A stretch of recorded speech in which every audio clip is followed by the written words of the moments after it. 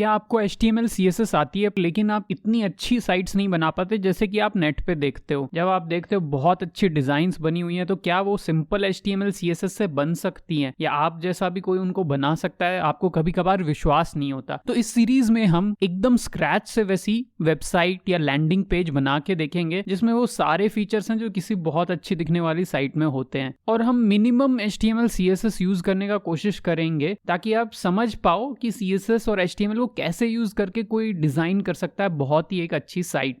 तो यहाँ हमारे पास एक साइट है जो मैंने एक टेम्पलेट लिया है, मैंने इसका लिंक डिस्क्रिप्शन में भी दिया हुआ है। तो आप देख सकते हो कि ये जो साइट है बिल्कुल ऐसी हम एक साइट बनाएंगे, और वो भी बिल्कुल स्क्रैच से HTML CSS से। तो उससे आपको आइडिया हो जाएगा कि इतनी अच्छी डिज़ाइन और उसको रिस्पॉन्सिव हम कैसे बना सकते हैं। तो इस सीरीज़ को फॉलो कीजिए। तो हम स्टार्ट करेंगे प्रोजेक्ट से, जिसमें सबसे पहले मैं इंडेक्स HTML बना रहा हूँ। इंडेक्स HTML में अभी कुछ नहीं है, और एक स्टाइल CSS में बना रहा हूँ, इसमें मैं प्योर CSS लिखूंगा। तो HTML में मैं बेसिक HTML कोड लिखता हूँ। ये सब कोड आप हमारे दूसरे ट्यूटोरियल्स में चेक कर सकते हो अगर आप एक बिगिनर हो HTML या CSS में। तो सबसे पहले इस पार्ट में हम एक मेन्यू बनाने की कोशिश करेंगे जो यहाँ ऊपर दिखने वाले जैसा मेन्यू होगा। तो मैं इसके लिए एक डिव बनाता हूँ और इसकी कोई ID प्रोवाइड करता हूँ। तो मैंने इसकी एक ID दी है मेन्यू। ऐसे ही मैं अलग अलग डिव्स क्रिएट कर रहा हूँ, जैसे कि होम वाला जो पार्ट है या उसके नीचे वाला। तो मैं एक बहुत ही बेसिक लेआउट बना रहा हूँ इस साइट का। उसके बाद हम धीरे धीरे उन लेआउट्स को इम्प्रूव करेंगे। तो यहाँ पे प्राइसिंग और सारे सेक्शंस मैंने बना दिए हैं। अभी कुछ नहीं है, एक सिंपल डिव है, बट इसी तरह से हम बहुत सिंपली इसको स्टार्ट कर रहे हैं। फिर टेस्टिमोनियल्स लास्ट में जो है, जो लास्ट में सब्सक्राइबर वाला सेक्शन है या कॉन्टैक्ट अस वाला है, वो सारे फुटर में हम बना देंगे।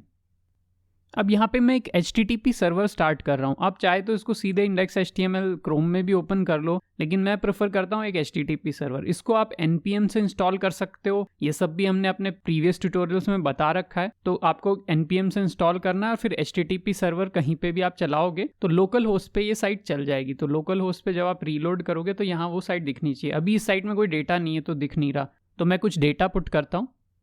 तो जस्ट हमने एक होम लिखा है, तो यहाँ ये होम आ गया। इससे पता लगता है कि हमारी साइट प्रॉपरली लोड हो रही है। तो अब मैं इनको मेन्यू आइटम्स बना रहा हूँ, तो मैं इसमें क्लास मेन्यू आइटम्स सब आइटम्स में पुट कर देता हूँ। तो बेसिकली एक डिव के अंदर बहुत सारे छोटे डिव जो उस मेन्यू आइटम का वर्क करेंगे। तो मैंने सभी सेक्शन बना दिए हैं। ये काफ़ी अभी ऐसा लग नहीं रहा है वैसा मेन्यू जैसा हम टेम्पलेट में देख रहे हैं, बट हम धीरे धीरे इस पर CSS अप्लाई करना चालू करेंगे। तो अभी मैं मेन्यू क्लास पे फ्लेक्स लगा रहा हूँ। फ्लेक्स के बारे में आप देख सकते हो हमारे दूसरे वीडियोस में जो हम डिस्क्रिप्शन में प्रोवाइड किए, और फ्लेक्स के लिए मैं एक लिंक भी प्रोवाइड कर रहा हूँ इस साइट का। यहाँ पे एक बहुत ही अच्छा चार्ट है जिसमें आप शॉर्ट में फ्लेक्स के सारे लेआउट्स की समरी देख सकते हो। तो ये सब चीज़ें डिस्क्रिप्शन में प्रोवाइडेड हैं। तो मैंने अभी इसको डिस्प्ले फ्लेक्स कर दिया है। क्योंकि स्टाइल सी अभी कनेक्टेड नहीं है, तो मैं यहाँ स्टाइल शीट को कनेक्ट करता हूँ। कई बार ये चीज़ लोड नहीं होगी लोकल सर्वर पे, तो आप देखें कि आपने कैश डिसेबल कर रखा है क्या, तो इसके बाद ये लोड होना चाहिए। तो यहाँ पे एक और गलती है, हमने ID लिया है और यहाँ पे क्लास की तरह, तो यहाँ पे आप हैश लिख सकते हो तो उससे ये लोड हो जाएगा। तो अब आप देख रहे हो ये सारे फ्लैक्स हो गए और हॉरिजॉन्टली आपका मेन्यू दिखाई दे रहा है। अभी भी ये इतना अच्छा नहीं दिख रहा। डिव पे कुछ बॉर्डर पुट करेंगे। ये बॉर्डर मैं इसलिए पुट कर रहा हूँ ताकि आपको अंदाज़ा रहे कि चीज़ें कैसे लेआउट में अरेंज हो रही हैं। तो जैसे अब आपको प्रॉपरली दिख रहा है मैंने जो डिव्स बनाए और मेन्यू बनाए, तो अब इनको हम अरेंज कर पाएंगे। तो ये डिव बाद में हम हटा देंगे ये सब बॉर्डर वगैरह। तो जैसे यहाँ होम कंटेंट है या फिर ये फीचर है, तो ये एक बार मैं जस्ट एक डेटा डाल रहा हूँ ताकि आपको आइडिया रहे कि हम इनिशियल लेआउट कैसे डिज़ाइन कर रहे हैं। एक बार आप लेआउट डिज़ाइन कर लेते हो तो उसके बाद एक एक करके आप उनको इम्प्रूव कर सकते हो। तो अब सारे डेटा मैंने पुट कर दिए। तो ये बेसिकली अभी बहुत ही फ़नी लग रहा है, लेकिन यही हमारी साइट है। अब इसमें हम धीरे धीरे और चीज़ें जोड़ेंगे। जैसे सबसे पहले मैं फ्लैक्स डायरेक्शन रो जोड़ता हूँ जो कि डिफ़ॉल्ट भी है, और एंड में जस्टिफाई कर देता हूँ। तो मेन्यू सारे एंड में चले गए। जैसा कि हम टेम्पलेट में देख रहे थे कि सब एंड में है, तो हम उसी तरह से इसको भी एंड में अरेंज कर देते हैं। यहाँ पे मैं इसका कलर भी कॉपी कर रहा हूँ। तो मैं ये डिजिटल कलर मीटर एक सॉफ्टवेयर है उससे कॉपी कर रहा हूँ। आप चाहे तो और भी तरीके हैं, विंडोज़ में भी ऐसे टूल आते हैं, उनसे भी आप कॉपी कर सकते हो। तो मैंने मेन्यू आइटम जो क्लास है जो हमने हर मेन्यू आइटम पे यहाँ पे लगाई थी, उसमें इस कलर को ऐड कर दूंगा और दूसरी प्रॉपर्टीज़ ऐड कर दूंगा। तो मैंने पूरे मेन्यू में ही बैकग्राउंड ऐड कर दिया है। तो यहाँ आप देखो ये बिल्कुल वैसा सा ही लग रहा है ऑलमोस्ट। अभी क्योंकि हमको ये वाइट करने पड़ेंगे तो मैं इनका भी कलर चेंज करूँगा। मैंने फॉन्ट का वेट भी बोल्ड कर लिया ताकि वो थोड़े से बड़े दिखाई दें, और फिर पैडिंग भी दी है ताकि थोड़ी स्पेसिंग आ जाए। तो अभी भी कुछ कुछ वैसा लगने लगा है, लेकिन एग्जैक्टली नहीं। अभी आप देखोगे तो एक मेन चीज़ है, इसकी फॉन्ट थोड़ी अलग है, जो फॉन्ट का स्टाइल है लिखने का। तो इसकी एग्जैक्ट फॉन्ट भी हम कॉपी कर सकते हैं इंस्पेक्ट पे जाके। यहाँ पे आप देखोगे डेव टूल्स में इसकी जो फॉन्ट है यहाँ पे आ रही है। आप चाहे तो अपनी कोई और फॉन्ट यूज़ कर सकते हैं, बट बिकॉज मैं इस टेम्पलेट को ही यूज़ कर रहा हूँ तो आप एग्जैक्ट वो फॉन्ट ले सकते हैं। तो ये मैंने पेस्ट कर दिया है। तो रिफ़्रेश करने पे अब काफ़ी ये वैसी सी फॉन्ट लग रही है और डिज़ाइन काफ़ी मैच हो रहा है। अभी भी आप देख रहे हो थोड़ी स्पेसिंग वगैरह प्रॉपर नहीं है, वो हम धीरे धीरे करेंगे। तो सबसे पहले तो मैं मेन्यू को कैपिटल कर रहा हूँ, तो अब सारे मेन्यू कैप्स में आ गए हैं। उसके बाद अब मैं थोड़ा स्पेसिंग ठीक करूँगा। जैसे आप देख रहे हो इसके ऊपर थोड़ी सी स्पेसिंग है। उससे पहले थोड़ा सा फॉन्ट का साइज़ वेरी करके देखते हैं, क्योंकि अभी भी फॉन्ट थोड़ी सी बड़ी लग रही है। तो मैं REM में फॉन्ट डिक्लेयर करूँगा, तो पॉइंट REM मतलब थोड़ा छोटा जो नॉर्मल साइज है। तो मे बी अब ये थोड़ा प्रॉपर लग रहा होगा।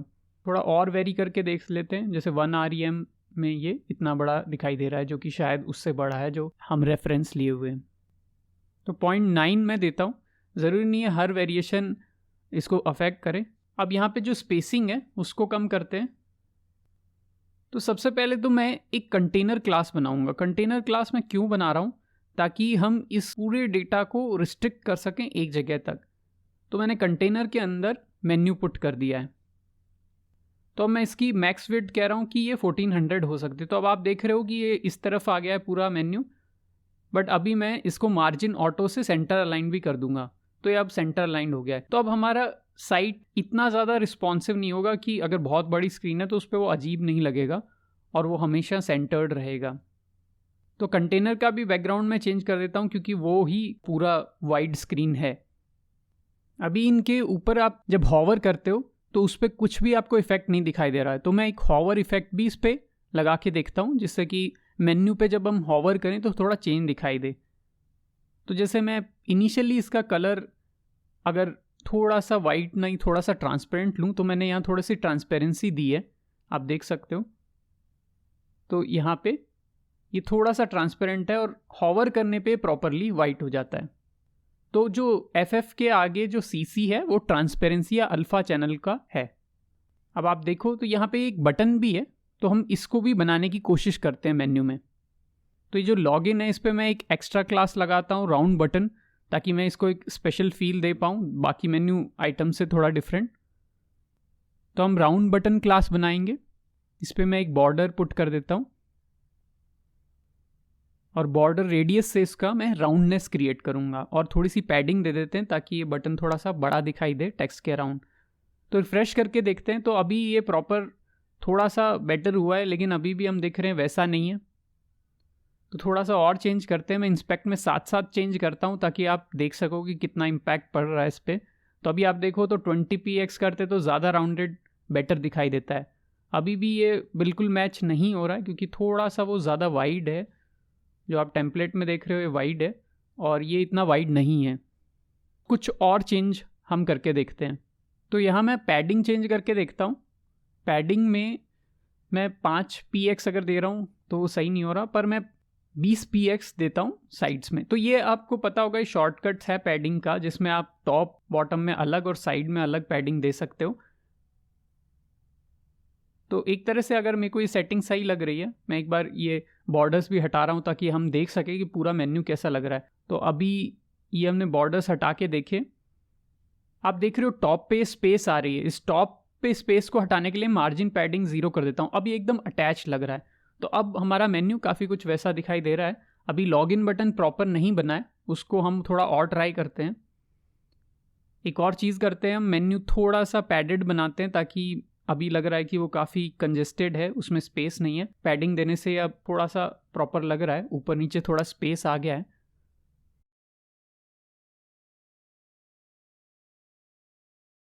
तो अभी भी मैं एडजस्ट कर रहा हूँ इसकी पैडिंग। तो अब मेरे को लग रहा है कि ये काफ़ी कुछ मैच हो रहा है जो हमारा रेफरेंस है उससे। अब मेन्यू आइटम में मैं यहाँ पे पैडिंग दे रहा हूँ। तो बेसिकली मैंने यहाँ पे ज़्यादातर पैडिंग दे दी है मेन्यू आइटम्स में। अगर मैं करता हूँ तो ये थोड़े से ऊपर चले जाते हैं, तो आपको ऐसा कोशिश करना है कि ये थोड़ा सेंटर्ड रहें, तो उसके हिसाब से आप पैडिंग और मार्जिन्स चेंज कर सकते हो। तो मैं अब 10 ट्राई करके देख रहा हूँ, और यहाँ पे डायरेक्टली हम ट्राई करके देख सकते हैं। तो मैंने 10 पिक्सल दिया, तो अब ये काफ़ी सेंटर्ड लग रहा है। अब इस राउंड बटन को वापस से एक बार देखते हैं, अभी तक हमने ये ठीक नहीं किया। तो इस पर मैं अगर साइडों में ज़्यादा मार्जिन, क्योंकि ये 5 पिक्सल तो टॉप बॉटम है और 20 पिक्सल साइड्स में है, ये मार्जिन मैंने दे दिया। फिर बॉर्डर रेडियस भी इंक्रीज़ की, तो अब कुछ बेटर ये लग रहा है, लेकिन अभी भी ये सेंटर्ड नहीं है। जैसे लॉगिन है वो थोड़ा सा ऊपर दिखाई दे रहा है, तो यानी कहीं ना कहीं आपको और मार्जिन या पैडिंग चेंज करना होगा। जैसे मैं ये 10 करूँ, तो अब ये बिल्कुल सेंटर्ड लग रहा है। तो अब आपका लॉगिन बिल्कुल सेंटर्ड लग रहा है। तो ये वाला सेटिंग मैं कॉपी करता हूँ और यहाँ पे राउंड बटन में इसको पेस्ट कर देता हूँ। तो काफ़ी हद तक हम वैसा सा लॉगिन बना चुके हैं। थोड़ा सा वो अभी भी हमको दिख रहा है कि टेम्पलेट वाला थोड़ा सा फ़र्क है, तो उसको हम चेक करने की कोशिश करते हैं। तो जैसे मैं अगर इसका मार्जिन वेरी करूँ या पैडिंग वेरी करूँ, तो आप देख रहे हो कि यहाँ हर का पैडिंग मार्जिन हम वेरी कर रहे हैं, तो कैसे मेन्यू चेंज हो रहा है। तो फाइनली मैंने इसकी पैडिंग कम की, तो अब ये थोड़ा पतला दिखाई देने लगा है, जैसा कि वो बटन पतला था।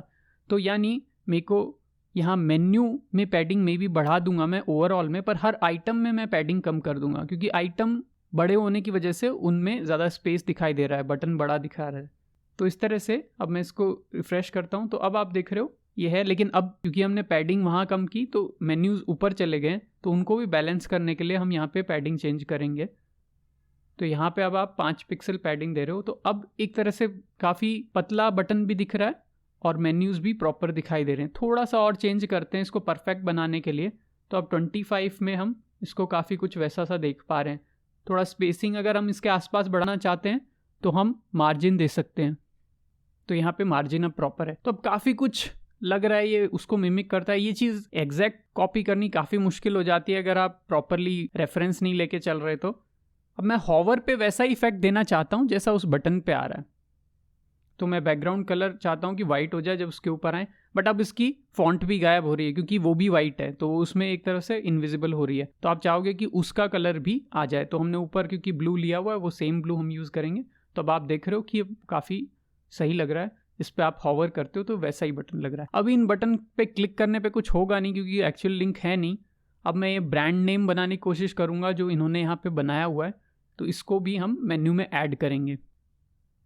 तो मैंने यहाँ पे एक आईडी लोगो बनाया है और उसमें हमारा जो ब्रांड नेम है वो पुट कर दिया। तो इस लोगो की फॉन्ट साइज़ वगैरह हम वेरी करके देखते हैं। थोड़ी सी बड़ी फॉन्ट साइज़ रख रहे हैं हम 1.5 REM। उसके बाद आप ये देख रहे हो, लेकिन अभी ये इधर अलाइन हो रहा है, हम चाहते हैं इसको लेफ़्ट साइड में अलाइन करने का। तो पहले मैं इसको थोड़ा बोल्ड भी कर देता हूँ, तो अब ये प्रॉपर दिख रहा है, बट अभी इसका अलाइनमेंट गड़बड़ है। तो हम मार्जिन देंगे, मार्जिन राइट ऑटो। तो ये फ्लेक्स में आप जानते हो कि MR ऑटो, तो इस तरह से अपने आप इधर आ जाएगा। ये चीज़ आप फ्लेक्स के ट्यूटोरियल में हमारे देख सकते हो कि ये ऐसा क्यों हुआ। तो अब ये काफ़ी कुछ वैसा लग रहा है, ब्रांड नेम अलाइंड है, चीज़ें साइड में स्पेस्ड हैं। तो हमने ये प्रॉपरली एक मेन्यू बना लिया है। हमने मेन्यू बना लिया। अब नेक्स्ट वीडियो में हम दूसरे सेक्शंस देखेंगे। तो इस चैनल पे हम देखते हैं इंटरेस्टिंग कोड कॉन्सेप्ट्स और उनके एग्जाम्पल कोड्स।